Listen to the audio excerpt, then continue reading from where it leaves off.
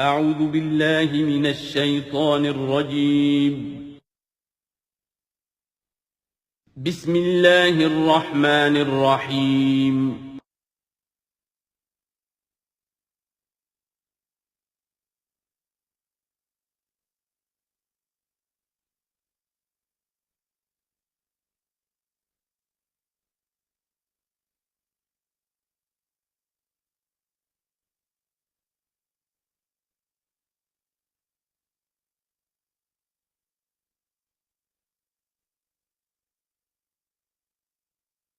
اعوذ باللہ من الشیطان الرجیم بسم اللہ الرحمن الرحیم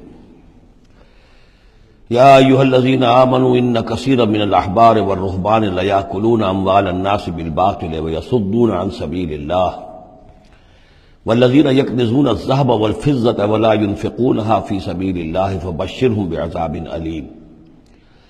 اس آیت مبارکہ کے بارے میں یہ نوٹ کر لیجئے کہ اس آیت کے حوالے سے حضرت ابو ذر غفاری رضی اللہ تعالیٰ عنہ کی رائے قائم ہو گئی تھی کہ سونا اور چاندی اپنے پاس رکھنا مطلقاً حرام ہے۔ جو لوگ کہ سونا اور چاندی اپنے پاس رکھتے ہیں، جمع کرتے ہیں، گاڑتے ہیں، ان کو کنز بناتے ہیں، خزانہ بناتے ہیں اس کے لیے، تو یہ رائے اگرچہ ان کی صحیح نہیں تھی، اس لیے کہ جو دین کا عام قانون ہے وہ یہ ہے کہ انسان حلال ذریعے سے کمائے، اس میں سے جو وہ خرچ کرے اللہ کی راہ میں وہ ٹھیک ہے، اس کو اس کا اجر ملے گا۔ اگر وہ کچھ رکھتا ہے اپنے پاس تو وہ حرام نہیں ہے، بلکہ پھر یہ کہ وہ اس کی اولاد کو منتقل ہو جائے گا، قانونی وراثت ہوگا۔ اگر اپنے پاس کچھ رکھنا ہی نہ ہو تو پھر وراثت کس چیز میں ہوگی؟ اس لیے قانون تو وہی ہے، البتہ یہ ہے کہ وہ جو کہا گیا ہے کہ اللہ کی راہ میں خرچ کرو، خرچ کرو، خرچ کرو، کتنا کرو، قل العفو، تو یہ ایک روحانی تعلیم ہے، اخلاقی تعلیم ہے کہ جمع نہ کرو، اللہ کی راہ میں خرچ کر دو۔ البتہ جو مال بھی آپ نے جمع کیا ہے، آپ نے حلال ذریعے سے کمایا تھا اور اس کی زکوٰۃ بھی آپ نے ادا کر دی ہے، تو وہ مال آپ اپنے پاس رکھ سکتے ہیں، خواہ وہ سونے اور چاندی کی شکل میں ہو۔ چنانچہ اسی پر پھر فیصلہ ہوا حضرت عثمان کے زمانے میں، اور چونکہ حضرت ابو ذر غفاری اس پر اڑے ہوئے تھے اور اس سے ایک فتنہ پیدا ہو رہا تھا مسلمانوں کے اندر، ایک اختلاف، تو پھر حضرت ابو ذر غفاری کو حضرت عثمان نے حکم دے دیا تھا کہ وہ مدینے سے باہر چلے جائیں۔ وہ پھر ایک صحرا میں کسی جگہ پر کٹیا ڈال کر رہتے تھے۔ میرے نزدیک اس آیت کا اصل محل اور مقام جو ہے اس کو سمجھنا چاہیے، اور وہ ہے ان لوگوں سے متعلق ہے یہ مسئلہ جو دین کا کام کرتے ہیں، احبار ہیں، رہبان ہیں۔ یہ لوگ اپنا وقت، اپنی صلاحیتیں، اپنی قوتیں لگاتے ہیں دین کے لیے۔ عام لوگوں کا معاملہ اور ہے، وہ کاروبار کر رہے ہیں، کوئی پروفیشن ہے، کوئی اپنا اور بزنس ہے، اس کے حوالے سے ان کے پاس آمدنی ہو رہی ہے۔ انہیں جو بھی آمدنی ہو رہی ہے وہ اللہ کے دین کی وجہ سے ہو رہی ہے۔ یہ اپنے پاس اگر رکھتے ہیں اور اپنا جائیدادیں بناتے ہیں اور دولت بناتے ہیں اور اپنے لیے پھر وہ اپنی نسلوں کے لیے اس کو وراثت میں منتقل کرتے ہیں، تو ان کے اوپر یہ آیت بعین ہی انہی الفاظ میں اس کا انطباق ہوگا، اس لیے کہ یہ سارا معاملہ احبار اور رہبان کے حوالے سے ہو رہا ہے۔ اس آیت کا سیاق اور سباق جو ہے کہ ظاہر بات ہے کہ ان کے لیے جو بھی کچھ ہے، یہ لٹمس ٹیسٹ یہ ہے، ہاں آپ اپنی ضرورت پوری کریں، جیسے حضور نے اپنی ضرورتیں پوری فرمائی، ازواج مطہرات کو بھی نان نفقہ دیتے تھے، آپ اسی بیت المال میں سے، آپ اپنے عزیزوں کے ساتھ بھی کوئی حسن سلوک کرتے تھے تو وہیں سے کرتے تھے۔ کبھی بیت المال خالی ہے تو فاقہ بھی آ رہا ہے، لیکن ضرورتیں پوری کریں، جائیداد بنا کر نہ چھوڑ کر جائیں۔ یہ جو معاملہ ہے کہ اس کو جمع کیا جائے اور پھر وہ جائیداد بنے، میرے نزدیک آج بھی اگر آپ جاننا چاہیں علماء حق کون ہیں اور علماء سو کون ہیں، تو لٹمس ٹیسٹ یہ ہے، جو شخص اپنے دینی کیریئر کے نتیجے میں پھر جائیداد بنا کر اور دولت چھوڑ کر بڑا ہو، وہ علماء سو میں سے لا محالہ، اس میں کسی شک و شبے کی گنجائش نہیں۔ میں اسے لٹمس ٹیسٹ کے طریقے سے بیان کر رہا ہوں۔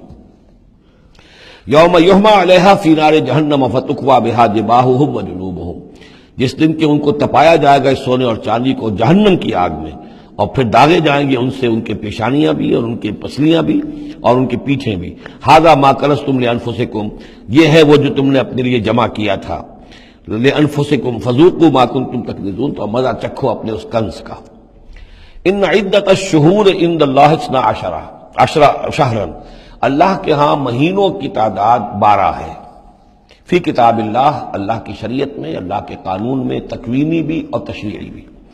یوم خلق السماوات والارض، جس دن سے کہ اللہ تعالیٰ نے پیدا کیا آسمان اور زمین. منہا اربعۃ حرم، ان میں سے 4 مہینے ہیں محترم، جن کو کہ اشہر حرم کہتے ہیں، جن میں جنگ وغیرہ جو ہے وہ جائز نہیں تھی. ذالک الدین القیم، یہ ہے سیدھا دین، ہمیشہ کا ضابطہ اور قانون. فلا تظلموا فیہن انفسکم، تو ان کے معاملے میں اپنے اوپر ظلم نہ کرو. وہ ظلم کیا کرتے تھے؟ قریش کی اپنی مصلحت ہوئی کہ کوئی مہم انہیں کوئی لڑائی کا معاملہ ہے ان کے درپیش ہے، وہ کہتے تھے اس سال یا شرع حرم فلاں کی بجائے فلاں مہینے ہوں گے. وہ کیلنڈر کو الٹ پھیر کرتے رہتے تھے کہ اس مرتبہ جو ہے یہ عمرے کے لیے مہینہ رجب کا نہیں ہوگا، فلاں ہوگا. اس حوالے سے وہ کیلنڈر جو تھا ڈسٹربڈ تھا. لیکن ہوا ایسا ہے قدرت خداوندی سے کہ جس سال آپ نے آخری حج کیا ہے، حجۃ الوداع، تو اس سال وہ ساری جو غلطیاں ہوتی ہیں اس کے بعد وہ جو اس کا مجموعی اور آخری نتیجہ یہ تھا کہ صحیح جگہ پر وہ کیلنڈر آ گیا تھا. اسی لیے حضور نے اپنے خطبہ حجۃ الوداع میں کہا ہے کہ استدار الزمان کہیئتہ یوم خلق اللہ السماوات والارض. یہ زمانہ اور یہ کیلنڈر جو ہے، تقویم جو ہے، یہ پورا چکر لگا کر ساری غلطیوں اور ترمیموں میں سے ہو کر اب ٹھیک اسی جگہ پر پہنچ گئی ہے جس مقام پر کہ اللہ نے، جس تقویم پر کہ اللہ تعالیٰ نے آسمان اور زمین کو پیدا کیا تھا. اور آج کے بعد سے ان مہینوں کے اندر کوئی الٹ پھیر نہیں ہو سکے گا. وَقَاتِلُوا الْمُشْرِكِينَ كَافَّةً كَمَا يُقَاتِلُونَكُمْ كَافَّةً، اور مشرکوں سے بھی جنگ کرو ایسے ہی سب کے ساتھ جیسے کہ وہ تم سے جنگ کرتے ہیں، جڑ کر، ہر حال میں اور جمع ہو کر. وَاعْلَمُوا أَنَّ اللَّهَ مَعَ الْمُتَّقِينَ، اور جان لو کہ اللہ تعالیٰ جو ہے متقین کے ساتھ ہے. إِنَّمَا النَّسِيءُ زِيَادَةٌ فِي الْكُفْرِ، یہ جو مہینوں کو ہٹا دینا تھا ادھر سے ادھر، یہ پھیر دینا جو ہے اشہر حرم کا، یہ بڑھائی ہوئی بات ہے کفر کی. یضل بہ الذین کفروا، اس کے ذریعے سے گمراہ ہوئے ہیں وہ لوگ جنہوں نے کفر کیا. یحلونہ عاما، حلال کر لیتے ہیں اس مہینے کو 1 سال، ویحرمونہ عاما، اور 1 سال اسے حرام قرار دے دیتے ہیں. لیواطئوا عدۃ ما حرم اللہ، تاکہ تعداد پوری کر لیں اس کی جو اللہ نے حرام ٹھہرائے ہیں. 4 مہینے حرام ہیں آگے پیچھے پھیر کر، لیکن تعداد پوری کر دی.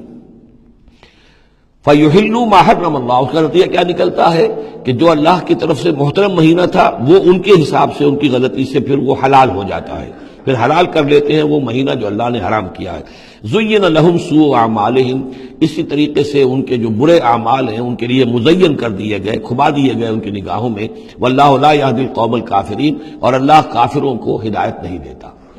یہاں وہ 5 رکوع ختم ہوئے ہیں کہ جن کا تعلق ہے نبی اکرم صلی اللہ علیہ وسلم کی بعثت خاصہ الی اہل العرب، اس کی تکمیل ہو گئی، اس کے مقاصد پورے ہو گئے، اس کے ضمن میں آخری احکام دے دیے گئے. اب جہاں سے جو شروع ہو رہا ہے 6 رکوع سے، یہ میں نے آپ کو بتایا تھا کہ یہ غزوہ تبوک کا مسئلہ ہے. اس کا پس منظر بھی بیان کر چکا ہوں. سن 6 میں صلح حدیبیہ ہوئی. حضور صلی اللہ علیہ وسلم نے اس کے بعد آپ اپنے پیغامبر، ایلچی، اپنے خطوط، نامہ ہائے مبارک بھیجے. باقی جگہوں پر جو ہوا سو ہوا، لیکن ایک شخص نے کہ جو رئیس بصرہ تھا، شرحبیل بن عمرو غسان کا، اور یہ تھا رومن امپائر کے تابع، ان کا باج گزار تھا. اس نے حضور کا جو وہاں گیا تھا نامہ بر خط لے کر گئے تھے حضرت حارث بن عمیر ازدی رضی اللہ تعالی عنہ، انہیں قتل کر دیا، شہید کر دیا.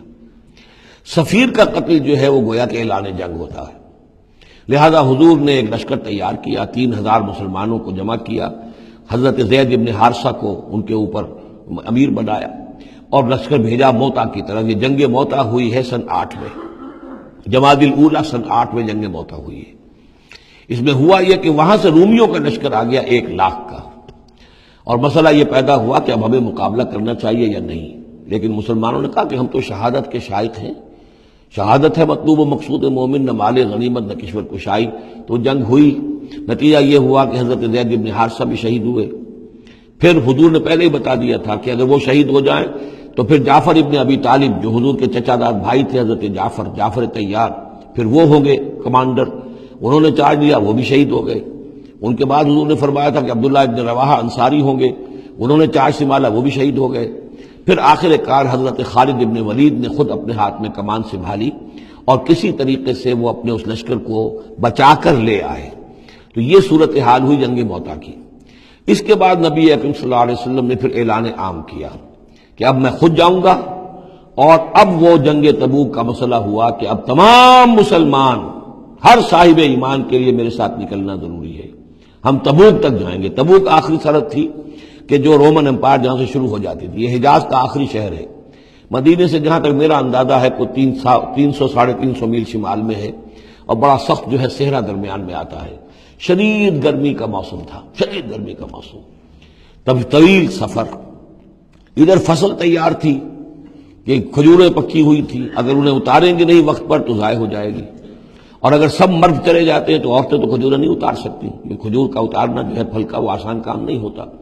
یہ سارے ایسے امتحانات جمع ہو گئے کہ اس کے لیے اہل ایمان کا بھی آخری امتحان ہو گیا، جس کے نتیجے میں جو منافقین تھے ان کا گویا کہ تش تش بام ہو گیا. ان کا معاملہ، ان کی کمزوریاں، ان کی خباثتیں کھل کر سامنے آ گئی.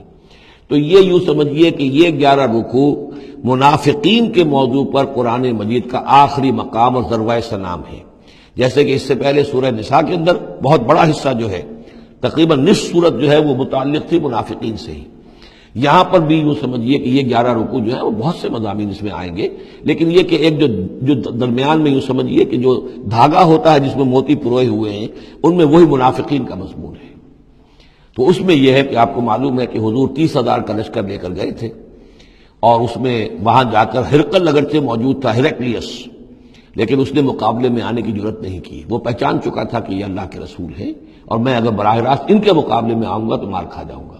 حضور وہاں مقیم رہے، وہاں کے آس پاس کے لوگ آئے، انہوں نے معاہدے کیے، اپنی سرحدوں کو آپ نے محفوظ کیا، اور پھر آپ واپس آ گئے.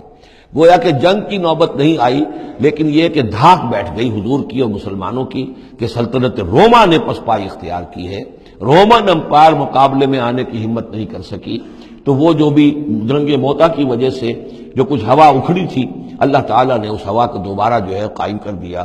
بہرحال اس کے بعد یہ سلسلہ آگے بڑھا حضرت ابوبکر کے زمانے میں، کیونکہ حضور نے اپنے مرض وفات میں بھی ایک لشکر تیار کر دیا تھا، اور زید ابن حارثہ رضی اللہ تعالیٰ عنہ کے بیٹے حضرت اسامہ ابن زید کو اس کا سربراہ مقرر کیا تھا. جب آپ کا انتقال ہوا ہے تو وہ لشکر تیار تھا. اب اس موقع پر جو منافقین کی جان پر بن گئی تو خطاب تو شروع ہو رہا ہے یا ایھا الذین آمنوا سے، لیکن وہ بات ذہن میں رکھ لیجیے جو میں نے سورہ نساء میں آپ سے کہی تھی کہ منافقین سے بھی خطاب ہوتا ہے تو یا ایھا الذین آمنوا کے صیغے سے ہوتا ہے، اس لیے کہ وہ بھی مسلمان تھے، ایمان کا دعویٰ کرتے تھے. یا ایھا الذین آمنوا ما لکم اذا قیل لکم انفروا فی سبیل اللہ ثاقلتم الی الارض. اے ایمان کے دعوے دارو، تمہیں کیا ہو گیا ہے جب تم سے کہا جاتا ہے نکلو اللہ کی راہ میں تو تم گرے جاتے ہو، دھسے جاتے ہو زمین کی طرف. یعنی کہ وہ پاؤں من کے بھر کے ہو گئے اور اٹھا نہیں جا رہا، حوصلہ جو ہے جواب دے گیا. ارضیتم بالحیات الدنیا من الآخرہ. اب یہ وہی سرچنگ کویسچن، ذرا سوچو، کیا تم نے آخرت کی بجائے دنیا کی زندگی کو قبول کر لیا ہے؟ دعوے دار تو ہو ایمان بالآخرت کے، لیکن اگر تم اللہ کی راہ میں جنگ کے لیے نکلنے کے لیے تیار نہیں ہو تو اس کا مطلب یہ کہ تم آخرت ہاتھ سے دے کر اور دنیا خرید رہے ہو. فما متاع الحیات الدنیا فی الآخرۃ الا قلیل. تو جان لو کہ دنیا کی پوری زندگی کا ساز و سامان آخرت کے مقابلے میں کچھ بھی نہیں ہے، نہ ہونے کے برابر ہے، بہت قلیل. الا تنفروا، اگر نہیں نکلو گے اللہ کی راہ میں، یعذبکم عذابا علیما، تمہیں عذاب دے گا، دردناک عذاب. ویستبدل قوما غیرکم، اور تمہیں ہٹا کر کسی اور قوم کو لے آئے گا. اس نے اپنے دین کا جھنڈا اٹھوانا ہے، تم نہیں اٹھاتے، تمہیں دفع کرے گا، ریجیکٹ کرے گا، مردود کر دے گا اور کسی اور قوم کو لے آئے گا. ولا تضروہ شیئا، اور تم اللہ کا کوئی نقصان نہیں کر سکو گے. واللہ علی کل شیء قدیر، اللہ ہر چیز پر قادر ہے. الا تنصروہ، اگر تم ان کی مدد نہیں کرو گے یعنی حضور کی، فقد نصرہ اللہ اذ اخرجہ الذین کفروا ثانی اثنین اذ ہما فی الغار، جبکہ کافروں نے انہیں اپنے گھر سے اور مکے سے نکلنے پر کر دیا تھا، جبکہ دو میں کے دوسرے تھے، دو ہی تھے، حضور تھے اور حضرت ابوبکر تھے رضی اللہ تعالی عنہ. اذ ہما فی الغار، جبکہ وہ دونوں غار میں تھے. اذ یقول، یہ غار ثور کا واقعہ ہے. اذ یقول لصاحبہ لا تحزن، جب حضرت ابوبکر نے رضی اللہ تعالی عنہ یہ کہا کہ حضور یہ تو پہنچ گئے ہیں غار کے دہانے تک، اگر کسی نے ذرا بھی نیچے جھانک لیا تو ہم نظر آ جائیں گے. تو حضور نے فرمایا لا تحزن، فکر نہ کرو، ان اللہ معنا، اللہ ہمارے ساتھ ہے. فانزل اللہ سکینتہ علیہ، تو اللہ تعالیٰ نے تسکین اور سکون نازل کر دیا ان پر. وأیدہ بجنود لم تروہا، اور ان کی مدد فرمائی ان لشکروں سے جنہیں تم نہیں دیکھتے. وجعل کلمۃ الذین کفروا السفلی، اور جس کا نتیجہ یہ نکلا ہے کہ کافروں کا کلمہ جو ہے وہ نیچا پڑ چکا ہے. پورے جزیرہ نما عرب کے اندر اللہ کا دین جو ہے غالب آ چکا ہے. وَجَعَلَ كَلِمَةَ الَّذِينَ كَفَرُوا السُّفْلَىٰ، اللہ نے بنا دیا ہے کافروں کی بات کو سب سے نیچے. وَكَلِمَةُ اللَّهِ هِيَ الْعُلْيَا، اور اللہ کا کلمہ تو سب سے اونچا ہے ہی. وَاللَّهُ عَزِيزٌ حَكِيمٌ، اللہ تعالیٰ زبردست ہے، حکمت والا. انفروا خفافا وثقالا، نکلو خواہ ہلکے خواہ بوجھل. یہ ہلکے اور بوجھل کے دو پہلو ہو سکتے ہیں، یا تو داخلی طور پر بوجھل دل کے ساتھ نکلو یا آمادگی کے ساتھ نکلو، نکلنا پڑے گا. اب یہ نکلنا فرض عین ہے، یہ نفیر عام ہے. وہ بات گئی جب کہ صرف تحریض تھی، ترغیب تھی، وہ دور ختم ہوا. اب نکلنا پڑے گا، اس جنگ میں نفیر عام ہے. چاہے بوجھل دل کے ساتھ نکلو اور چاہے کھلے دل کے ساتھ اور آمادگی کے ساتھ نکلو. اور اس کے ایک معنی یہ بھی ہو سکتے ہیں، چاہے تمہارے پاس ساز و سامان کافی ہے تب بھی نکلو، کم ساز و سامان ہے تب بھی نکلو. تو خارجی طور پر بھی ہو سکتا ہے یہ بوجھل اور ہلکا، اور داخلی طور پر بھی. وَجَاهِدُوا بِأَمْوَالِكُمْ وَأَنفُسِكُمْ فِي سَبِيلِ اللَّهِ، اور جہاد کرو اللہ کی راہ میں اپنے اموال سے اور اپنی جانوں سے. ذَلِكُمْ خَيْرٌ لَكُمْ إِن كُنتُمْ تَعْلَمُونَ، یہی تمہارے لیے بہتر ہے اگر تم علم رکھتے ہو. لَوْ كَانَ عَرَضًا قَرِيبًا، اگر انہیں توقع ہوتی کہ مال قریب ہی ہے، قریب ہی ہمیں مال مل جائے گا، غنیمت مل جائے گی. وَسَفَرًا قَاصِدًا، اور اس کے لیے سفر بھی جو ہے وہ چھوٹا ہے، بڑا نہیں ہے. لَاتَّبَعُوكَ، تو یہ سب اے نبی آپ کی پیروی کرتے، آپ کے ساتھ چلتے. وَلَٰكِن بَعُدَتْ عَلَيْهِمُ الشُّقَّةُ، لیکن ان کو تو بڑی بھاری پڑ رہی ہے، بڑی دور کی مسافت نظر آ رہی ہے، اتنا دور. اور اس میں اعلان کر دیا تھا حضور نے. حالانکہ فتح مکہ کے موقع پر بھی حضور نے خفیہ رکھی تھی اپنی ساری اسکیم. اور عام طور پر جنگوں میں یہ ہوتا ہے، اپنی پوری اسکیم کا اعلان تو نہیں ہوتا. لیکن غزوہ تبوک میں آپ نے اعلان کیا تھا کہ ہم جا رہے ہیں، سلطنت روما سے ٹکراؤ ہے، تبوک تک ہمیں جانا ہے. کوئی چیز آپ نے راز نہیں رکھی، تاکہ جو شخص بھی ہے وہ سمجھ لے، اس کے لیے پوری تیاری کرے، داخلی بھی خارجی بھی، ساز و سامان کی بھی، اپنے حوصلے کو بھی دیکھ لے. لیکن یہ کہ بہرحال نکلنا فرض ہے. وَسَيَحْلِفُونَ بِاللَّهِ لَوِ اسْتَطَعْنَا لَخَرَجْنَا مَعَكُمْ، اور یہ عنقریب قسمیں کھائیں گے اللہ کی کہ اگر ہمارے اندر استطاعت ہوتی ہم ضرور نکلتے. اب مجبوری ہے، فلاں مجبوری ہے، فلاں مجبوری ہے. یہلکون انفسہم، یہ اپنے آپ کو ہلاک کر رہے ہیں. واللہ یعلم انہم لکاذبون، اور اللہ تعالیٰ کو معلوم ہے کہ یہ جھوٹ بول رہے ہیں. عفا اللہ عنک لما اذنت لہم، اے نبی آپ کو اللہ معاف فرمائے، یا اللہ نے آپ کو معاف کر دیا، آپ نے انہیں کیوں اجازت دے دی؟ یعنی کوئی منافق آیا، کوئی اور آیا، حضور یہ مجبوری ہے، بیوی بیمار ہے، کوئی دیکھ بھال کرنے والا نہیں ہے، تو مجھے اجازت دے دی. اچھا بھائی جاؤ. حضور کی طبیعت میں بھی نرمی تھی اور آپ نے اجازت دے دی. اب جب اجازت مل گئی، اس نے کہا میں نے تو اجازت لے لی ہے، وہ کور بن گیا، اس کے نفاق کا پردہ چاک نہیں ہوا. حالانکہ حضور اجازت نہ دیتے تب بھی اس نے نہیں جانا تھا، لیکن نہیں جانا تھا تو معلوم تو ہو جاتا کہ اس نے رسول کی بات کا جو ہے وہ معصیت کی ہے، نافرمانی کی ہے. اس کے نفاق کا پردہ جو ہے وہ پڑا رہ گیا، وہ پردہ اٹھ جاتا. عفا اللہ عنک، اللہ کو معاف کرے، یا اللہ نے آپ کو معاف کر دیا. لما اذنت لہم، کیوں آپ نے ان کو اجازت دے دی. حتی یتبین لک الذین صدقوا وتعلم الکاذبین، یہاں تک کہ آپ کے لیے واضح ہو جاتا کون صادق الایمان ہیں، کون سچے مسلمان ہیں، اور آپ جان لیتے کون جھوٹے ہیں. اس لیے کہ انہوں نے پھر بھی نہیں جانا تھا، آپ اجازت نہ دیتے تب بھی رہ جانا تھا.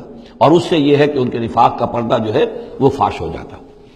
لا یستأذنک الذین یؤمنون باللہ والیوم الآخر، وہ لوگ جو اللہ اور یوم آخر پر ایمان رکھتے ہیں وہ آپ سے اجازت کے طالب ہو ہی نہیں سکتے.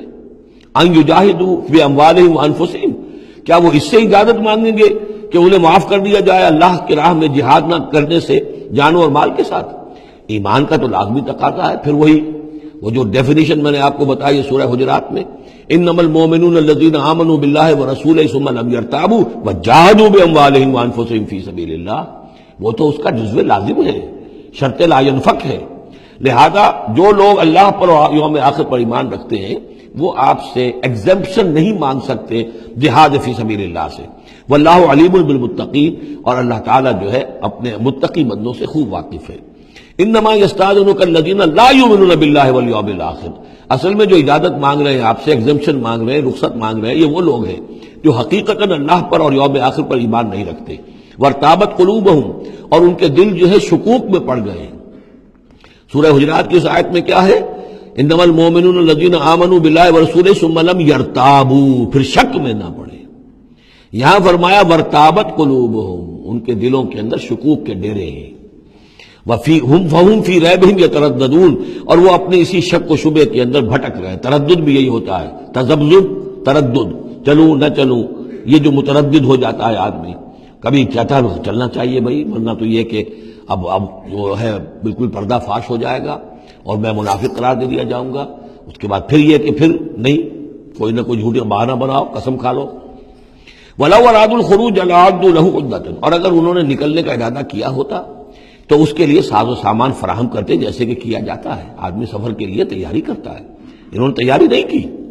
وَلَٰكِن كَرِهَ اللَّهُ انبعاثَهُم، تو اللہ تعالیٰ ہی نے ان کا نکلنا پسند نہیں فرمایا. فَثَبَّتَهُمْ، اور ان کو بوجھل کر دیا، ان کو روک دیا. وَقِيلَ اقْعُدُوا مَعَ الْقَاعِدِينَ، اور ان سے کہہ دیا گیا رہو، بیٹھ رہنے والوں کے ساتھ تم بھی بیٹھ رہو. اس کی حکمت آگے آئے گی. لو خرجوا فیکم، اگر یہ نکلتے آپ کے ساتھ، اے مسلمانوں تمہارے ساتھ، ما زادوکم الا خبالا، تو نہ اضافہ کرتے تمہارے لیے مگر خرابی کا.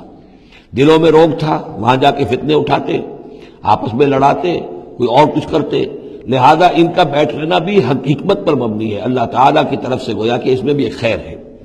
گویا کہ بندہ مومن کے لیے تو خیر ہی خیر ہے، ادھر بھی خیر ادھر بھی خیر. لیکن منافق کے لیے شر ہی شر ہے، ادھر بھی شر ادھر بھی شر. لو خرجوا فیکم، اگر یہ نکلتے تمہارے ساتھ، ما زادوکم الا خبالا، تو یہ نہ اضافہ کرتے تمہارے لیے مگر برائی کا، خرابی کا. ولا اوضعوا خلالکم، اور یہ گھوڑے دوڑاتے تمہارے مابین، یبغونکم الفتنہ، تمہارے لیے فتنے پیدا کرنے کے لیے. وفیکم سماعون لہم، اور تمہارے اندر ان کے بعض جاسوس بھی ہیں، یا تمہارے اندر بعض لوگ ہیں جو ان کی باتیں بڑی توجہ سے سنتے ہیں. یہ دونوں ترجمے ہوں گے. واللہ علیم بالظالمین، اور اللہ تعالیٰ ظالموں سے خوب واقف ہے. یعنی تمہارے اندر ہے مسلمانوں بعض نیک دل، وہ منافق نہیں ہیں، نیک دل سادہ لو مسلمان ہیں جو ان سے حسن ظن رکھتے ہیں، ان سے کوئی تعلق رکھتے ہیں، دوستی رکھتے ہیں، ان کی بات توجہ سے سنتے ہیں. تو اگر یہ ہوتے تمہارے لشکر میں ساتھ اور یہ کوئی فتنہ اٹھاتے تو وہ جو صالح، جو سادہ لو مسلمان تھے، وہ ان کی بات سن کر کسی فتنے میں مبتلا ہو سکتے تھے. اور ایک ترجمہ وہ ہے کہ ان میں جاسوس موجود ہیں. لقد ابتغوا الفتنة من قبل، یہ اس سے پہلے بھی فتنے اٹھاتے رہے ہیں. وقلبوا لك الامور، یہی لفظ فتنہ آیا اس حدیث میں جو میں سنا چکا ہوں آپ کو. علماء سوء کا کردار کیا ہو جاتا ہے؟ علماءهم شر الناس تحت عدیم السماء من عندهم تخرج الفتنة وفيهم تعود. جھگڑے، لڑائیاں، فتوے اور ایک دوسرے کی وہ تفرقہ جو ہے اور اس کے اندر شدت ہے، یہ کام ہے.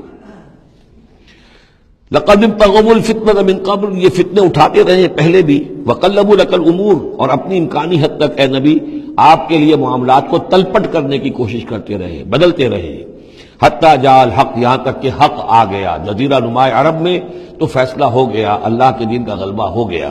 وظہر امر اللہ، اللہ کا امر ظاہر ہو گیا، غالب ہو گیا. وہم کارہون، جبکہ انہیں یہ پسند نہیں تھا، یہ تو ابھی چاہتے تھے کہ دین کا غلبہ اس طرح سے نہ ہو. ومنہم من یقول اذن لی ولا تفتنی، ان میں سے وہ بھی ہے جو کہتا ہے کہ حضور مجھے اجازت دے دیجئے اور مجھے فتنے میں نہ ڈالیے. یہ بہت ہی مردود شخص تھا، جد ابن قیس لعنت اللہ علیہ، یہ منافقین میں سے تھا. یہ آیا اور اس نے بڑا استہزاء کا انداز اختیار کیا حضور کے ساتھ. حضور مجھے تو آپ اجازت دے دیجئے. کیوں بھائی، کیا معاملہ ہے، کیا مجبوری ہے؟ حضور میں ذرا حسن پرست قسم کا انسان ہوں، اور وہ شام کی طرف آپ جا رہے ہیں، شامی عورتیں بہت خوبصورت ہوتی ہیں، تو میں تو اپنے اوپر قابو نہیں رکھ سکوں گا، میں فتنے میں مبتلا ہو جاؤں گا، تو آپ مجھے فتنے سے بچا لیں. وَمِنْهُمْ مَنْ يَقُولُ اذن لِّي وَلَا تَفْتِنِّي، اور ان میں سے وہ بھی ہے جو کہتا ہے کہ مجھے تو اجازت دے دیجئے، ایکسپٹ کر دیجئے اور مجھے فتنے میں نہ ڈالیے، میں آپ کے ساتھ جاؤں گا تو فتنے میں پڑ جاؤں گا. أَلَا فِي الْفِتْنَةِ سَقَطُوا، آگاہ ہو جاؤ، فتنے میں تو پڑ چکے، اور فتنہ کون سا ہوگا؟ جو بدبخت اس قسم کا معاملہ کر رہا ہے، بدترین فتنے کا شکار تو ہو چکا. وَإِنَّ جَهَنَّمَ لَمُحِيطَةٌ بِالْكَافِرِينَ، اور یقیناً جہنم جو ہے ان کافروں کا احاطہ کیے ہوئے ہے. ان تصبک حسنۃ تسوء، اے نبی اگر آپ کو کوئی اچھی بات پہنچتی ہے، کوئی فتح ہوتی ہے، کوئی خیر آتا ہے، کوئی اچھی خبر آتی ہے، تسوء انہیں بری لگتی ہے. وَإِن تُصِبْكَ مُصِيبَةٌ، اگر کوئی تکلیف آ جاتی ہے، ناگوار پوزیشن، صورتحال، يَقُولُ قَدْ أَخَذْنَا أَمْرَنَا مِنْ قَبْلُ، تو کہتے ہیں جی ہم نے تو اپنا معاملہ پہلے ہی درست کر لیا تھا، ہم کوئی بے وقوف تھوڑا ہی ہے، ان لوگوں کی طریقے سے جو ہے اتنے جو ہے ہم رسک نہیں لیتے، ہم نے پہلے اس سے اپنی حفاظت کا بندوبست کر لیا تھا. یقول قد اخذنا امرنا من قبل ویتولوا وهم فرحون، اور وہ پیٹھ پھیرتے ہیں اور بڑے شاداں و فرحاں ہوتے ہیں کہ مسلمانوں پر مصیبت آ گئی اور ہم بچ گئے. قل لن يصيبنا الا ما كتب الله لنا، یہ آیتیں تو ہر شخص کو یاد کر لینی چاہیے. یہ دو آیتیں بندہ مومن کے لیے بہت بڑا ہتھیار ہے، بہت بڑا اسلحہ ہے۔ کہو لن یصیبنا الا ما کتب اللہ لنا، اے بدبختو ہم پر کوئی مصیبت نہیں آ سکتی سوائے اس کے جو اللہ نے ہمارے لیے لکھ دی ہو۔ ہوا مولانا، وہ ہمارا مولا ہے، اگر اس کی طرف سے تکلیف آ جائے، دوست کی طرف سے تکلیف آ جائے کہ ہرچہ ساقی ما ریخت عین الطافظ، میرا ساقی میرے پیالے میں جو بھی ڈال دے اس کا لطف و کرم ہی ہے، تو اللہ کی طرف سے جو آئے سر تسلیم خم ہے جو مزاج یار میں آئے۔ نہ شود نصیب دشمن کے شود ہلاک تیغت، سر دوستاں سلامت کے تو خنجر آزمائی۔ اہل ایمان کا تو معاملہ یہ ہونا چاہیے، قل لن یصیبنا الا ما کتب اللہ لنا، ہوا مولانا، وہ ہمارا مولا ہے، اس کے اذن کے بغیر پتہ تک نہیں ہل سکتا، تو ہمیں ڈر کس کا ہو؟ وعلی اللہ فلیتوکل المؤمنون، اور اللہ ہی پر توکل کرنا چاہیے اہل ایمان کو۔ قل هل تربصون بنا الا احدى الحسنيين، ان سے کہو ہمارے بارے میں تم کن چیزوں کا انتظار کر سکتے ہو سوائے دو نہایت عمدہ چیزوں کے۔ یہ حسنین کیا ہے؟ احسن، احسن افعل و تفضیل ہوا، اس سے مؤنث بنا حسنا، حسنا کا تثنیہ بنا تو حسنین، دو نہایت احسن صورتوں کے سوا ہمارے لیے تیسری ہے ہی نہیں۔ کیا مطلب؟ ہم سب اللہ کی راہ میں شہید ہو جائیں، احسن، ہم کامیاب ہو کر آ جائیں، احسن، تیسری کیا بات ہے؟ تو ہمارے لیے تو خیر ہی خیر ہے، ڈراتے ہمیں کس سے ہو؟ قل هل تربصون بنا، یہ تم ڈرا رہے ہو ہمیں اور جو کہہ رہے ہو ہمیں کس چیز کا خوف؟ ہمارے لیے دو انجام ہو سکتے ہیں ممکن، اور دونوں ہمارے نزدیک نہایت احسن ہے۔ اللہ کی راہ میں شہادت مل جائے، شہادت مطلوب و مقصود مومن، نہ مال غنیمت نہ کشور کشائی۔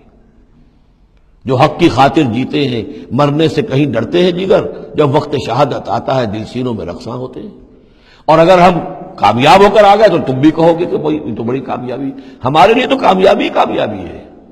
قل هل تربصون بنا الا احدى الحسنيين ونحن نتربص بكم، اور ہم منتظر ہیں تمہارے بارے میں ان يصيبكم الله بعذاب من عنده، کہ اے منافقو اللہ تم پر کوئی عذاب اپنے خاص اپنے پاس سے نازل کرے، اور بأيدينا، یا کوئی وقت آ جائے کہ ہمیں اجازت دے دی جائے کہ ہم تمہاری گردنیں اڑائیں، جیسے کہ اعلان عام کفار کے بارے میں ہوا، ہو سکتا ہے کہ ایسا ہو جائے۔ فتربصوا انا معكم متربصون، تو کرو انتظار، ہم بھی تمہارے ساتھ انتظار کر رہے ہیں۔ قل انفقوا طوعا وكرها، اب یہ ایک اور بات ہوتی ہے جی میں جا تو نہیں سکتا، یہ چندہ حاضر ہے، کچھ پیسے جو ہے میں لے آیا ہوں ساز و سامان، لیکن مجھے آپ ایگزمپٹ کر دیں، یہ چندہ قبول کر لیں۔ قل انفقوا طوعا وكرها، کہہ دیجئے ان سے کہ چاہے خرچ کرو خوشی سے اور چاہے مجبوری سے، لن يتقبل منکم، یہ تم سے قبول نہیں کیا جائے گا۔ انکم کنتم قوما فاسقین، اس لیے کہ تم نافرمان لوگ ہو۔ اس وقت جو ہے پیسہ بدل نہیں ہوگا، اس وقت تو جانا ہے، فرض عین ہے، نفیر عام ہے، اس وقت جو ہے یہ پیسہ اس کی جگہ پر کام نہیں کر سکتا۔ وما منعهم ان تقبل منهم نفقاتهم، اور نہیں محروم کیا انہیں اس بات سے کہ ان کے نفقات، ان کے خرچہ جو اللہ کی راہ میں چندہ دے رہے تھے ان کو قبول کیا جاتا، الا انهم كفروا بالله وبرسوله، اس لیے مگر اس بات میں کہ انہوں نے کفر کیا ہے اللہ کے ساتھ اور اس کے رسول کے ساتھ۔ ولا یاتون الصلاۃ الا وهم کسالى، اور وہ نماز کے لیے نہیں آتے مگر بہت ہی کسل مند۔ ولا ينفقون الا وهم کارہون، اور جو یہ خرچ بھی کرتے ہیں تو کراہت کے ساتھ کرتے ہیں، مجبوراً کرتے ہیں، وہ تو جان بچانے کے لیے خرچ کرنے کے لیے آمادہ ہو گئے ہیں، ورنہ انہیں مال جو ہے بڑا پیارا ہے۔ فلا تعجبک اموالهم ولا اولادهم، تو اے نبی اور اے مسلمانوں تمہیں ان کے مال اور ان کی اولاد ان سے دھوکہ نہ کھاؤ، اچھے نہ لگے تمہیں، تم سمجھتے ہو کہ اللہ کی بڑی نعمتیں ہیں ان پر، یہ دولت والے منافق تھے، بچا بچا کر رکھتے تھے، دولت والے تھے، ان کی اولاد بھی اللہ نے دی ہے، اللہ تعالیٰ تو دنیا میں پھر اور دے دیتا ہے ان کو جن کا آخرت میں کوئی حصہ نہیں ہے، کہ جو بھی کچھ ہے یہیں پر اپنا حساب کتاب کر لے۔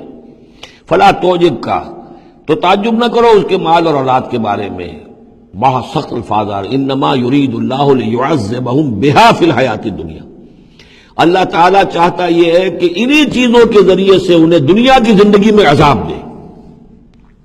یہی اولاد سوہان روح بھی بن جاتی ہے، یہی بڑا چہیتا لاڈلا بیٹا جس کے لیے کیا کچھ کیا ہے، اور ہو سکتا ہے کہ وہی جو ہے باپ کے لیے سوہان روح بن جائے۔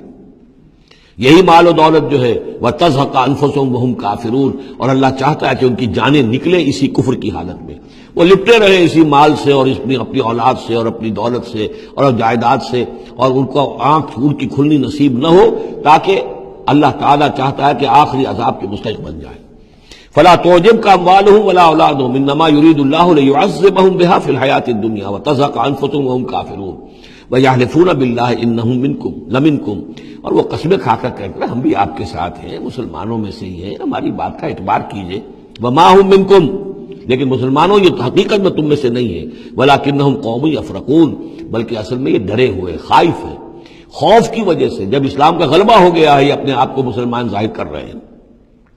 لو یجدون ملجا و مغارات و مدخلا، اگر یہ پالیں کہیں کوئی پناہ کی جگہ یا کوئی غار مغارات اور مدخلا جہاں سر گھسانے کی جگہ ہو، لولوا الیہ وہم یجمعون، تو یہ اسی کی طرف لوٹ جائیں گے اور اپنی رسیاں توڑا لیں گے، جیسے کوئی جانور رسی توڑا کے بھاگتا ہے۔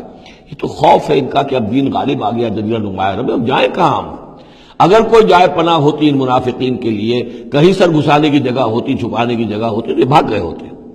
وَمِنْهُمْ مَنْ يَلْمِزُكَ فِي الصَّدَقَاتِ، اور اے نبی ان میں سے وہ بھی ہیں جو آپ پر الزام لگاتے ہیں، ملامت کرتے ہیں آپ کو صدقات کے بارے میں۔ حضور جب زکوٰۃ کا مال آتا تھا تو آپ تقسیم کرتے تھے، اب ظاہر بات ہے کہ لوگ ہیں کھڑے ہیں، کسی کو کچھ زیادہ ہو گیا کسی وقت، کسی کو آپ نے سمجھا کہ زیادہ مستحق زیادہ دے دیا، تو ایک منافق تھا اس نے حضور کو ٹوک دیا، اعدل یا محمد، اے محمد عدل کرو، یہ کیا کر رہے ہو، ناانصافی کر رہے ہیں۔ تو حضور کو غصہ آیا اس پر صلی اللہ علیہ وسلم، ان لم عادل فمن یعدل، اگر میں عدل نہیں کروں گا تو کون کرے گا؟ لیکن یہ کہ بہرحال اس کا بھی ذکر ہو رہا ہے، وَمِنْهُمْ مَنْ يَلْمِزُكَ فِي الصَّدَقَاتِ، ان میں سے وہ لوگ بھی ہیں جو آپ پر تان کرتے ہیں خیرات کے بانٹنے میں، صدقات اور زکوٰۃ کی تقسیم میں۔ فَإِنْ أُوتُوا مِنْهَا رَضُوا، اگر انہیں کے کھتے بھر دیے جائیں، انہیں دیا جائے تو راضی ہیں۔ وَإِنْ لَمْ يُعْطَوْا مِنْهَا إِذَا هُمْ يَسْخَطُونَ، اور اگر انہیں نہ دیا جائے تو پھر وہ ناراض ہو جاتے ہیں، غصے ہوتے ہیں، لال پیلے ہوتے ہیں۔ وَلَوْ أَنَّهُمْ رَضُوا مَا آتَاهُمُ اللَّهُ وَرَسُولُهُ، اور اگر وہ راضی رہتے اس پر جو دیا انہیں اللہ نے اور اس کے رسول نے، وَقَالُوا حَسْبُنَا اللَّهُ، اور کہتے اللہ ہمارے لیے کافی ہے، سَيُؤْتِينَا اللَّهُ مِنْ فَضْلِهِ وَرَسُولُهُ، ان قریب پھر بھی بعد میں بھی اللہ تعالیٰ اور اس کے رسول ہمیں اپنے فضل سے نوازتے رہیں گے۔ اِنَّا إِلَى اللَّهِ رَاغِبُونَ، ہم اللہ کی طرف رغبت کرنے والے ہیں۔ اگر یہ کہتے، کاش کہتے تو کتنا اچھا ہوتا۔ اب یہاں ان صدقات کی مدیں بیان کر دی ہیں، جو زکوٰۃ کی یہی آیت ہے، مشہور آیت کہ صدقات جو زکوٰۃ کی جو مدیں ہیں وہ کون کون سی ہیں۔ انما الصدقات، زکوٰۃ جو ہے تو سب سے پہلے للفقراء، مفلسوں کے لیے، والمساکین، محتاجوں کے لیے، والعاملین علیہا، اور جو بھی زکوٰۃ کا بندوبست کریں گے، زکوٰۃ جمع کریں گے، تحصیلدار ہوں گے، زکوٰۃ کا حساب کتاب رکھیں گے، زکوٰۃ تقسیم کریں گے، وہ اس کے عاملین علیہا ہیں، ان کی تنخواہیں اس میں سے دی جائیں گی۔ والمؤلفۃ قلوبہم، اور تالیف قلب کے لیے، کچھ لوگ ہوتے تھے جب تک ایک تحریک اور دعوت چل رہی ہے، بعض لوگ ہوتے ہیں معاشرے کے اندر صاحب حیثیت ہوتے ہیں، انہیں کچھ دے دلا دیا جائے تو ان کی مخالفت کم ہو جاتی ہے، ساتھی نہ بنے، کم سے کم یہ کہ ان کا مخالفت کا زور شور جو ہے کم ہو جائے، تو یہ تالیف قلب کے لیے۔ یہ مد جب اسلام غالب ہو چکا تو اس کے بعد سے ختم ہو گئی۔ اس کے بارے میں فقہا کا کہنا یہ اس وقت تک تھا جب تک کہ ابھی وہ تحریک اور دعوت چل رہی تھی، لیکن ویسی ہی سچویشن پھر کبھی دوبارہ پیدا ہو سکتی ہے تو پھر یہ مد جو ہے اس کے اندر یہ شامل ہو جائے گی۔ وفر رقاب، گردنوں کے چھڑانے میں، اور گردنوں کے چھڑانے کسی پر تاوان آ گیا ہے، کوئی شخص جو ہے وہ مقروض اتنا ہو گیا ہے کہ اس سے نہیں نکل پا رہا ہے، لہذا ایک یہ کہ لم سم مدد کر کے اسے گویا کہ اس کی گردن چھڑا دی جائے۔ والغارمین، جن پر تاوان بھرنا پڑے۔ وفی سبیل اللہ، اور ایک مد جو ہے فی سبیل اللہ بھی ہے، مطلب یہ ہے کہ اللہ کی راہ میں جہاد، دعوت اور اقامت دین کی جد و جہد میں بھی یہ رقم خرچ ہو سکتی ہے، لیکن اولین مستحق یہ ہے۔ انفاق فی سبیل اللہ خود اللہ کل کا کل دین کے لیے ہے، اللہ کے دین کے لیے، دعوت، تبلیغ اور جو بھی اقامت دین کی جد و جہد ہے اس کے لیے۔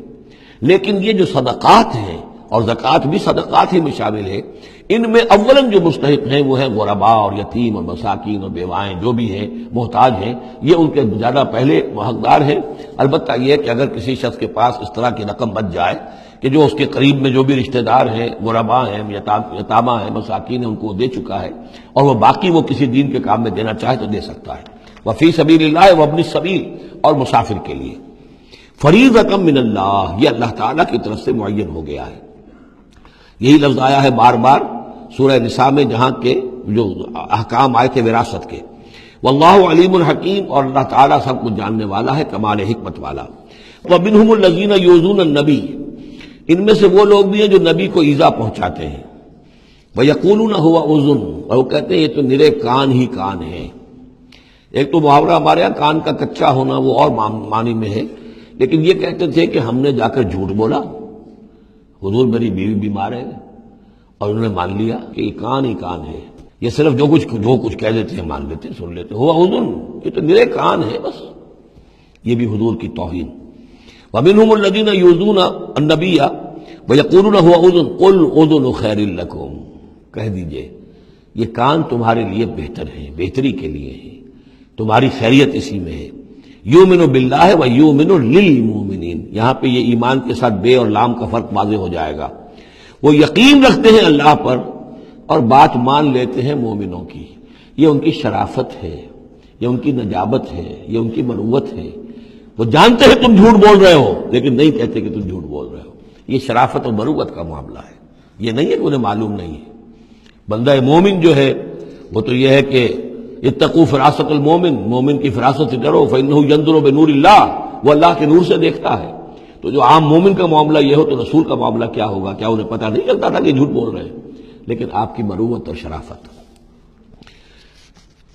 قل اذن خیر لکم یؤمن باللہ و یؤمن للمؤمنین ورحمۃ للذین آمنوا منکم، اور جو تم میں سے واقعی مومن ہیں ان کے حق میں رحمت ہے۔ والذین یؤذون رسول اللہ لہم عذاب علیم، اور جو ایذا پہنچاتے ہیں اللہ کے رسول کو ان کے لیے بڑا دردناک عذاب ہے۔ یحلفون باللہ لکم لیرضوکم، اے مسلمانوں یہ تمہارے سامنے قسمیں کھاتے ہیں اللہ کی تاکہ تمہیں راضی کریں۔ اب ظاہر بات ہے کہ حضور کا تو جا کر بہانہ جو کیا اور وہ لے کر آ گئے، اب مسلمانوں سے بھی کہہ رہے ہیں، قسمیں کھا کھا کر اپنے یقین دلا رہے ہیں کہ ہم مخلص ہیں، آپ ہمارے شک نہ کریں۔ یحلفون باللہ لکم لیرضوکم، تاکہ تمہیں راضی کر لیں۔ واللہ ورسولہ احق ان یرضوہ، اللہ اور اس کا رسول زیادہ حقدار ہیں کہ وہ انہیں راضی کریں، ان کانوا مومنین، اگر وہ واقعتاً مومن ہیں۔ الم یعلموا انہ من یحادد اللہ ورسولہ، کیا وہ جانتے نہیں ہیں کہ جو کوئی بھی مقابلہ کرے گا اور سرکشی کرے گا اللہ اور اس کے رسول کے مقابلے میں آ جائے گا، فان لہ نار جہنم خالدا فیہا، تو اس کے لیے تو جہنم کی آگ ہے جس میں وہ ہمیشہ ہمیشہ رہے گا۔ ذالک الخزي العظیم، اور یہ بہت بڑی رسوائی ہے۔ یحذر المنافقون ان تنزل علیہم سورۃ تنبئہم بما فی قلوبہم، اے مسلمانوں یہ منافق ڈرتے رہتے ہیں کہ کہیں ایسا نہ ہو کہ مسلمانوں پر کوئی ایسی صورت نازل ہو جائے کہ جو ان کو ہمارے دلوں کی حالت بتا دے۔ اللہ کی طرف سے وحی آ سکتی ہے، ہم جو کہ جھوٹ بول رہے ہیں ہمارا پردہ چاک کر دیا جائے اور ہمارا جو ہے وہ ہمارے لیے شامت آ جائے۔ قل استہزئوا، کہیے کہ نہیں ڈرتے، ابھی تم استہزاء کرتے رہو، ان اللہ مخرج ما تحذرون، لیکن بہرحال ایک وقت آئے گا جس چیز سے تم ڈر رہے ہو اللہ اسے ظاہر کر دے گا، عیاں کر دے گا۔ وَلَئِن سَأَلْتَهُمْ لَيَقُولُنَّ، اور اگر آپ ان سے پوچھیں گے تو کہیں گے اِنَّا كُنَّا نَخُوضُ وَنَلْعَبُ، وہ جب بکواس کرتے تھے آپس میں، حضور کے خلاف بات کر رہے ہیں، کسی مومن صادق کے اوپر کوئی تہمت لگا رہے ہیں۔ اب اگر کسی نے جا کر کوئی بات بتا دی حضور کو کہ فلاں شخص تو یہ کہہ رہا تھا، عبداللہ ابن ابی یہ کہہ رہا تھا، فلاں نے یہ کہا ہے، حضور نے بلایا، طلب کیا، پوچھا، تو اب وہاں پر آئیں گے وَلَئِن سَأَلْتَهُمْ، اگر پوچھیں گے، باز پرس کریں گے آپ ان سے، لَيَقُولُنَّ، وہ لازماً کہیں گے اِنَّمَا كُنَّا نَخُوضُ وَنَلْعَبُ، یہ تو ویسے ہی ذرا گپ بازی میں لگے ہوئے تھے، یہ تو تھوڑی سی جو تھی ہماری گفتگو جو ہو رہی تھی وہ لائٹ وین میں گفتگو ہو رہی تھی، اس کو خامخواہ اس شخص نے جو ہے وہ سنجیدگی سے لے لیا، ہم کھیل رہے تھے دل لگی میں، یہ بات ہم نے کہہ دی تھی۔ قُلْ أَبِاللَّهِ وَبِآيَاتِهِ وَرَسُولِهِ كُنتُمْ تَسْتَهْزِئُونَ، کہیے تو کیا تم اللہ کے ساتھ اور اس کی آیات کے ساتھ اور اس کے رسول کے ساتھ استہزاء کر رہے تھے؟ تمسخر، یہ دل لگی تمہاری، بازی بازی بارش بابا ہم بازی، اب اللہ اور رسول جو ہیں اور اس کی آیات جو ہیں وہ بھی تمہارے لیے تختہ برس بن گئی ہیں استہزاء اور تمسخر کا۔ لا تعتذروا، اب بہانے مت بناؤ، قد کفرتم بعد ایمانکم، تم کفر کر چکے ہو اپنے ایمان کے بعد۔ ان نعفو عن طائفۃ منکم، اگر ہم تمہاری ایک جماعت کی طرف سے درگزر کریں گے، نعذب طائفۃ، تو کسی دوسری جماعت کو ہم عذاب بھی اب دیں گے۔ اب وہ وقت آ رہا ہے کہ تمہیں سزائیں بھی ملیں گی، بانہم کانوا مجرمین، اس لیے کہ وہ مجرم تھے۔ المنافقون والمنافقات بعضهم من بعض، یہ منافق مرد اور منافق عورتیں سب ایک دوسرے میں ہی سے ہیں، یعنی ان کی گٹھ جوڑ ہے۔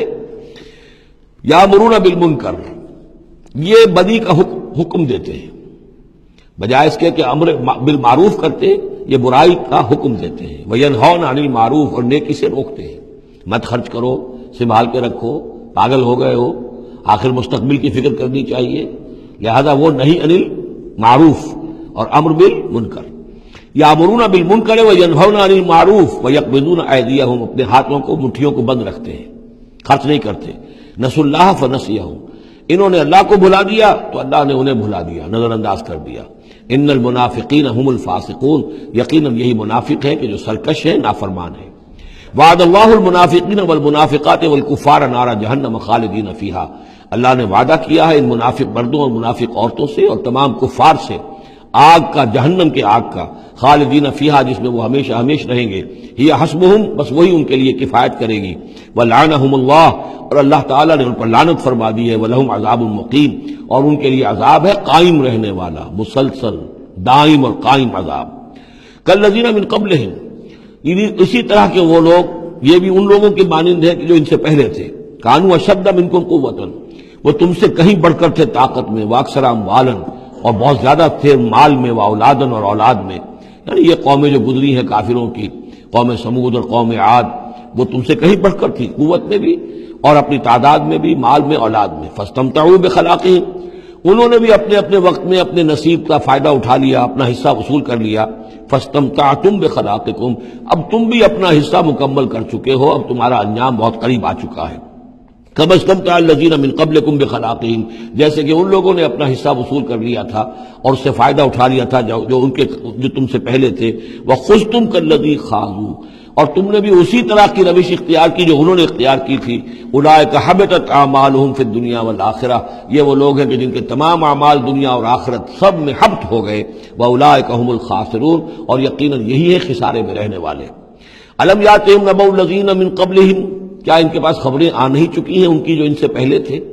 قوم نوح وعاد وثمود وقوم ابراہیم واصحاب مدین والمؤتفکات، نوح کی قوم اور عاد اور سمود اور قوم ابراہیم، یہ واحد مقام ہے قرآن مجید میں جس میں قوم ابراہیم کا بھی تذکرہ اس انداز میں ہے کہ شاید ان پر بھی عذاب آیا ہو، لیکن صراحتاً اس کا ذکر پورے قرآن میں کہیں نہیں ہے۔ وہ اصحاب مدین، اور مدین کے لوگ، والمؤتفکات، اور ان بستیوں کی جو الٹ دی گئی تھی، سدوم اور عمورہ، اتتہم رسلہم بالبینات، آئے ان کے پاس ان کے رسول واضح احکام لے کر، واضح نشانیاں لے کر۔ فما کان اللہ لیظلمہم، تو اللہ تعالیٰ ان پر ظلم کرنے والا نہیں تھا، لیکن کانوا انفسہم یظلمون، بلکہ وہ اپنے اوپر خود ہی ظلم ڈھاتے رہے۔ والمؤمنون والمؤمنات بعضهم اولیاء بعض، وہ منافق مرد اور منافق عورتوں کی بات تھی۔ اب فرمایا اور ایمان والے مرد اور ایمان والی عورتیں، بعضهم اولیاء بعض، وہ ایک دوسرے کے ساتھی ہیں، ایک دوسرے کے پشت بنا ہے، مددگار ہیں۔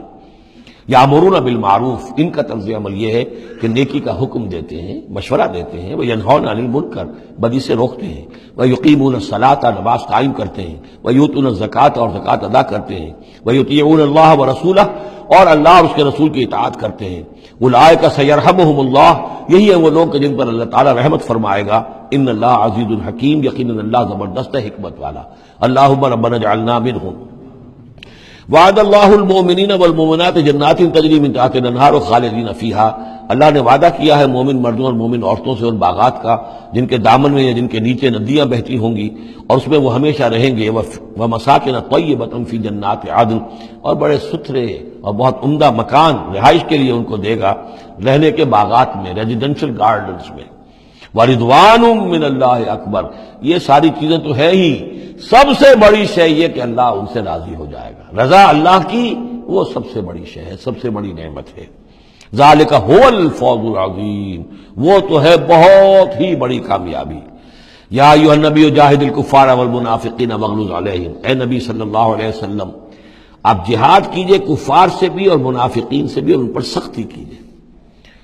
یہ دیکھیے آیت 2 مرتبہ آئی ہے قرآن مجید میں، یہ جو کہ تم، سورہ تحریم میں بھی آئے گی جو کہ یوں سمجھیے 28ویں پارے کی آخری، یہاں پھر آئی ہے، لیکن یہاں لفظ جہاد کو نوٹ کر لیجئے، یہاں جہاد بمعنی قتال نہیں آ سکتا۔ منافقین کے ساتھ آپ نے کبھی جنگ نہیں کی، جہاد، جد و جہد، کوشش، ان کی ریشہ دوانیوں کو ختم کرنا، ان کی سازشوں کا زور توڑنا، یہ جہاد تھا۔ یہ جہاد، قتال کی کوئی نوبت منافقین کے ساتھ کبھی کوئی قتال نہیں ہوا۔ یہاں جہاد خالص اس جہاد کے معنی میں ہے جو قتال سے کم تر ہے، دون القتال۔ یا ایھا النبی جاہد الکفار والمنافقین، اے نبی آپ مجاہدہ کیجئے، جد و جہد کیجئے اسی لیے جب غزوہ تبوک سے آپ واپس آ رہے تھے تو ایک حدیث ہے کہ آپ نے فرمایا رجعنا من الجہاد الاصغر الى الجہاد الاکبر، ہم چھوٹے جہاد سے بڑے جہاد کی طرف لوٹ آئے ہیں۔ اب اس کی تعبیریں مختلف کی گئی ہیں کہ اتنا بڑا جہاد سلطنت روما کے خلاف گئے تھے، اسے آپ جہاد اصغر کہہ رہے ہیں، وہاں سے لوٹ کر ہم آ گئے، اب جہاد اکبر سامنے ہے۔ تو اس کی عام طور پر جو توجیہ لوگوں نے کی ہے وہ تو یہ ہے کہ یہ جہاد جو نفس کے خلاف ہے وہ سب سے اکبر ہے، سب سے بڑا ہے، اور یہ بات صحیح ہے۔ آپ سے پوچھا گیا ای الجہاد افضل یا رسول اللہ، آپ نے فرمایا ان تجاہد نفسک فی طاعت اللہ، کہ اللہ کے رسول یہ بتائیے کہ سب سے افضل جہاد کس کا ہے؟ آپ نے فرمایا کہ تم جہاد کرو اپنے نفس کے خلاف اور اسے اللہ کا مطیع بناؤ۔ تو اسی پر گویا کہ اس کو محمول کیا ہے، لیکن میرے نزدیک حقیقت یہ ہے کہ اب یہ جو بارے آستین تھے، کہ جو مدینے کے اندر منافقین تھے، اب ان کے خلاف جہاد کرنا تھا، اور اس میں چونکہ اندیشے تھے کہ ان کے تعلقات تھے اوس و خزرج کے لوگوں کے ساتھ، عام لوگوں کے ساتھ دوستیاں تھیں، تو اس میں فتنے اٹھ جاتے۔ واپس آ کر آپ نے مسجد زرار کو پھر جلایا ہے، گرایا ہے، یہ بہت بڑا قدم تھا۔ عام مسلمان جو اس میں مشتعل بھی ہو سکتے تھے کہ مسجد کو گرا رہے ہیں، لیکن یہ کہ یہ اقدامات آپ نے کیے ہیں صلی اللہ علیہ وسلم اس آیت کے اترنے کے بعد اور تبوک سے واپسی کے بعد۔ یا ایھا النبی جاہد الکفار والمنافقین واغلظ علیہم، اے نبی جہاد کیجئے کافروں سے بھی اور منافقین سے بھی، اور ان پر سختی کیجئے۔ ومأواہم جہنم، ان کا ٹھکانہ جہنم ہے، وبئس المصیر، اور وہ بہت برا ٹھکانہ ہے۔ یحلفون باللہ ما قالوا، وہ اللہ کی قسم کھا کر کہتے ہیں کہ ہم نے یہ بات نہیں کہی، کوئی بات جو بھی آئی، کوئی غلط بات کہی، کوئی استہزاء کیا، کوئی تمسخر اڑایا۔ وَلَقَدْ قَالُوا كَلِمَةَ الْكُفْرِ، حالانکہ انہوں نے کہا ہے کفر کا کلمہ۔ یہ ایک بات انہوں نے کہی تھی، اس کا ذکر آ جائے گا تفصیل سے سورہ منافقون میں 28ویں پارے میں، واقعہ وہاں تفصیل سے آیا ہے۔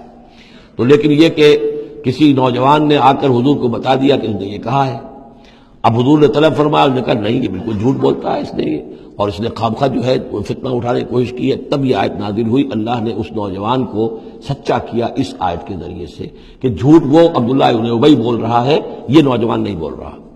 یحلفون باللہ ما قالوا، وہ قسم کھا رہے ہیں اللہ کی کہ ہم نے وہ بات نہیں کہی۔ وَلَقَدْ قَالُوا كَلِمَةَ الْكُفْرِ، حالانکہ انہوں نے کہا کلمہ کفر۔ وَكَفَرُوا بَعْدَ إِسْلَامِهِمْ، اور وہ اپنے اسلام کے بعد کفر منکر ہو چکے، کفر کر چکے۔ وَهَمُّوا بِمَا لَمْ يَنَالُوا، اور انہوں نے ارادہ کیا تھا اس شے کا کہ جس کو وہ حاصل نہ کر سکے۔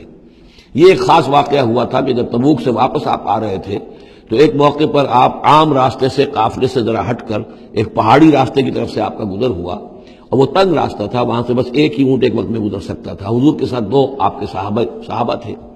وہاں ان لوگوں نے کوشش کی، منافقین نے، کچھ لوگ تھے کہ جنہوں نے اپنے ڈھانٹے باندھ دیے کہ پہچان میں نہ آئے، اور رات کی تاریکی میں انہوں نے ہاتھ چلایا، چاہتے تھے کہ حضور کو شہید کر دیں۔ بہرحال وہاں پر جو ہے کسی طریقے سے جو دو آپ کے جانثار ساتھی تھے انہوں نے انہیں کھدیڑا، مار کر بھگایا۔ پھر حضور نے ان کو بتا بھی دیا تھا، جن میں حضرت حذیفہ ابن یمان بھی تھے رضی اللہ تعالی عنہ، اور حضرت عمار تھے، عمار ابن یاسر۔ ان دونوں کو بتا دیا تھا کہ فلاں فلاں نام ہے، یہ فلاں فلاں منافق ہیں، لیکن یہ میرا راز رہے گا تمہارے پاس، تم نے یہ نام کسی کو بتانے نہیں ہے۔ یہ اسی لیے حضرت حذیفہ کا نام پڑ گیا تھا صاحب سر النبی، نبی کا ایک راز ہے ان کے پاس، نبی کے ایک رازدان، وہ حضرت حذیفہ ابن یمان۔ وَهَمُّوا بِمَا لَمْ يَنَالُوا، انہوں نے تو ارادہ کیا تھا وہ چیز جو وہ حاصل نہ کر سکے۔ وَمَا نَقَمُوا إِلَّا أَنْ أَغْنَاهُمُ اللَّهُ وَرَسُولُهُ، اور یہ نہیں انتقام لے رہے مگر اس شے کا کہ اللہ نے اور اس کے رسول نے انہیں غنی کر دیا ہے۔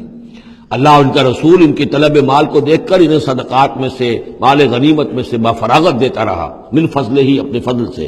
وَإِن يَتُوبُوا يَكُ خَيْرًا لَّهُمْ، اب بھی اگر توبہ کر لیں تو یہ ان کے لیے بہتر ہوگا۔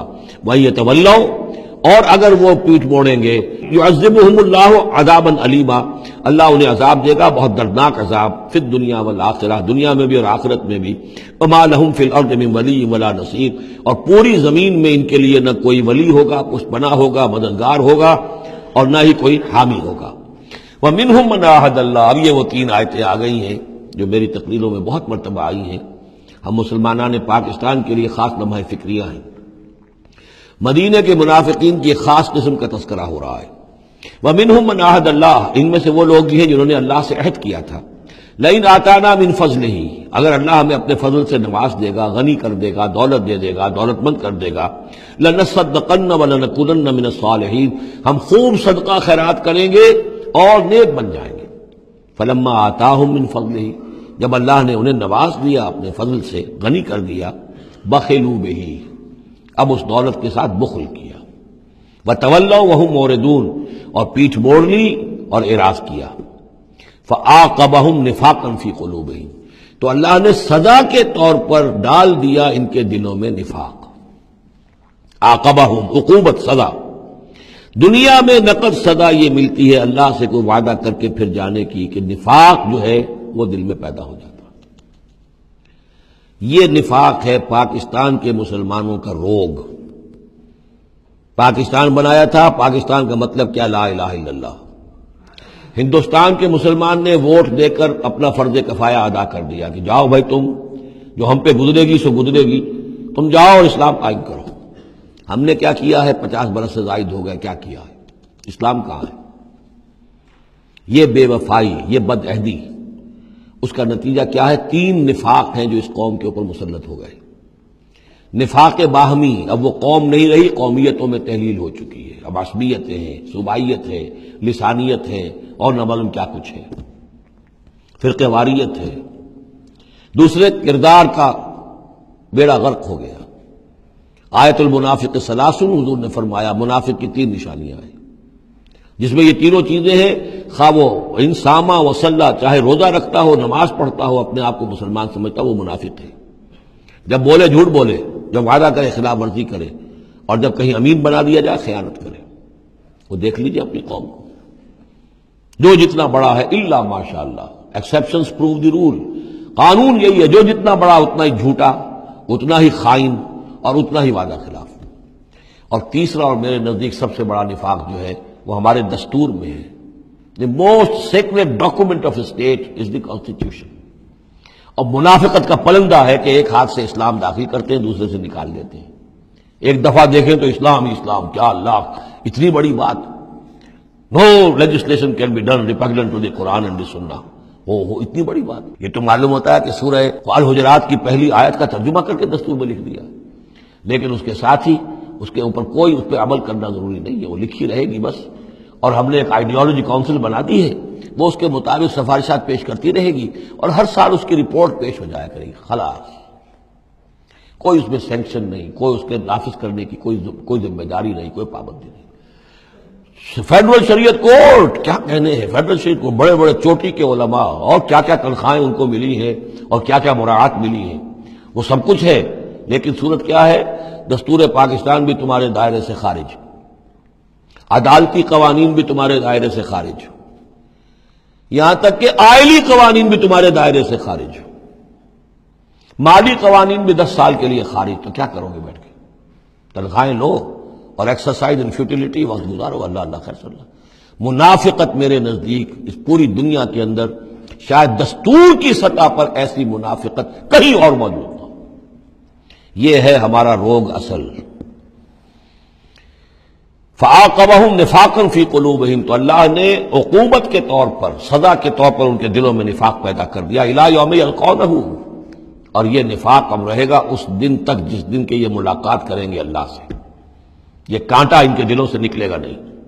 بِمَا أَخْلَفُوا اللَّهَ مَا وَعَدُوهُ، بسبب اس وعدہ خلافی کے جو انہوں نے اللہ سے کیا، وَبِمَا كَانُوا يَكْذِبُونَ، اور بسبب اس جھوٹ کے جو انہوں نے بولا۔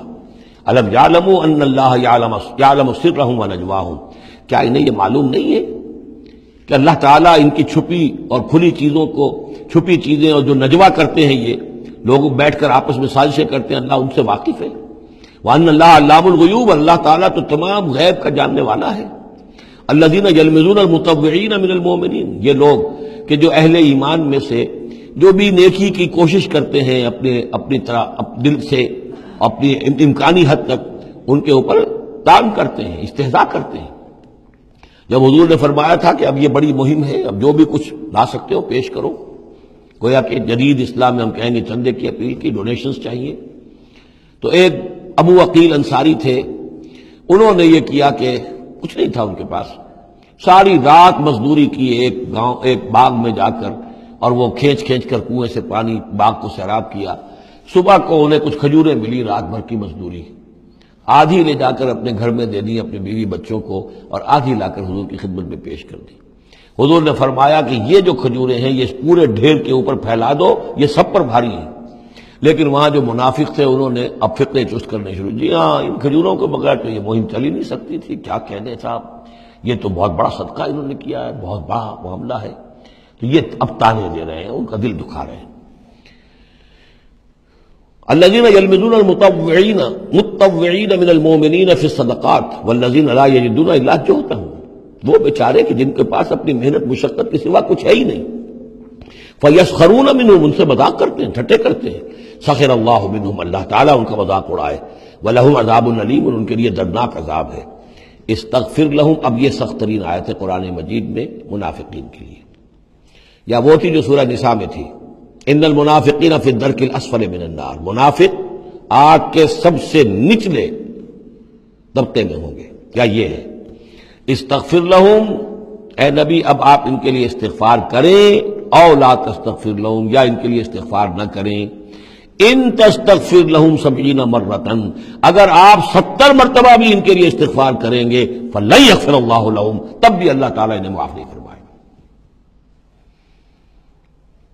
ذالک بانہم کفروا باللہ ورسولہ، یہ اس لیے کہ یہ اللہ اور اس کے رسول کے ساتھ کفر کر چکے. واللہ لا یہدی القوم الفاسقین، اور اللہ ایسے فاسقوں کو ہدایت نہیں دیتا. فرح المخلفون بمقعدہم خلاف رسول اللہ وکرہوا ان یجاہدوا باموالہم وانفسہم فی سبیل اللہ. بہت خوش ہو گئے وہ پیچھے رہ جانے والے جنہوں نے اجازتیں لے لی تھی حضور سے، ایگزمپشن لے لی تھی اپنے بیٹھ رہنے پر اللہ کے رسول کے پیچھے، اور انہوں نے برا سمجھا، ناپسند کیا کہ وہ جہاد کرتے اپنی جانوں اور مال کے ساتھ اللہ کی راہ میں. وقالوا لا تنفروا فی الحر، اور وہ دوسروں سے بھی کہہ رہے تھے ہم تو لے آئے چھٹی، رخصت لے آئے ہیں، تم بھی ذرا عقل کے ناخن لو، کہاں جا رہے ہو اس گرمی میں، اس شدید موسم کے اندر جا رہے ہو، پاگل ہو گئے. لا تنفروا فی الحر، اس گرمی میں مت نکلو. قل نار جہنم اشد حرا، اے نبی ان سے کہہ دیجئے جہنم کی آگ اس سے کہیں زیادہ گرم ہے. لو کانوا یفقہون، کاش کہ ان کو تفقہ حاصل ہوتا، فہم حاصل ہوتا. فلیضحکوا قلیلا ولیبکوا کثیرا، تو انہیں چاہیے کہ ہنسیں کم روئیں زیادہ.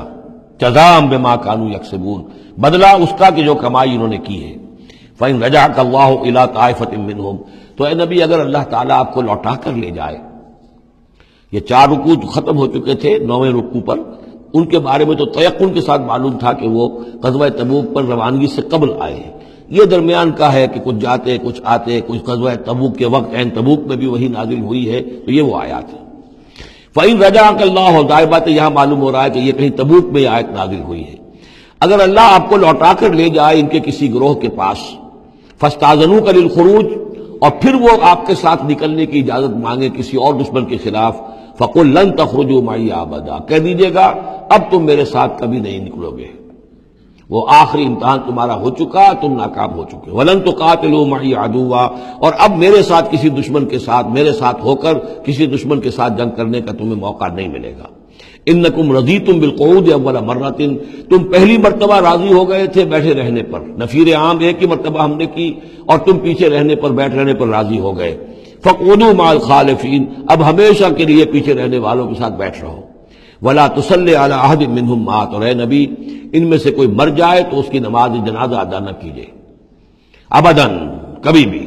ولا تقم علی قبرہ، اور اس کی قبر پر آپ کھڑے نہ ہوں.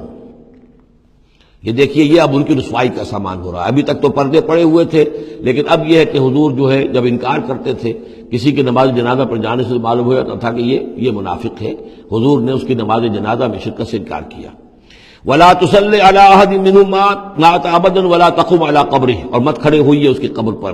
انہم کفروا باللہ ورسولہ، یقیناً انہوں نے کفر کیا ہے اللہ اور اس کے رسول کے ساتھ. وماتوا وہم فاسقون، اور وہ مرے ہیں اسی حال میں کہ وہ نافرمان تھے. ولا تعجبک اموالہم واولادہم، یہ آیت پہلے بھی آ چکی ہے، آیت نمبر 55. صرف وہی ایک فرق ہے اس میں، وہاں فلا تعجبک ہے، یہاں ولا تعجبک. آپ کو زیادہ پسند نہ آئیں، اچھی نہ لگیں، نہ ان کے اموال نہ ان کی اولاد. انما یرید اللہ ان یعذبہم، یہاں لام کی بجائے ان آ گیا ہے. اللہ چاہتا یہ ہے کہ انہیں عذاب دے انہی چیزوں کے ذریعے سے دنیا میں. وتزهق انفسهم وهم کافرون، اور ان کی جانیں نکلیں اسی حالت کفر میں. بارک اللہ لی ولکم فی القرآن العظیم ونفعنی وإیاکم بالآیات والذکر الحکیم.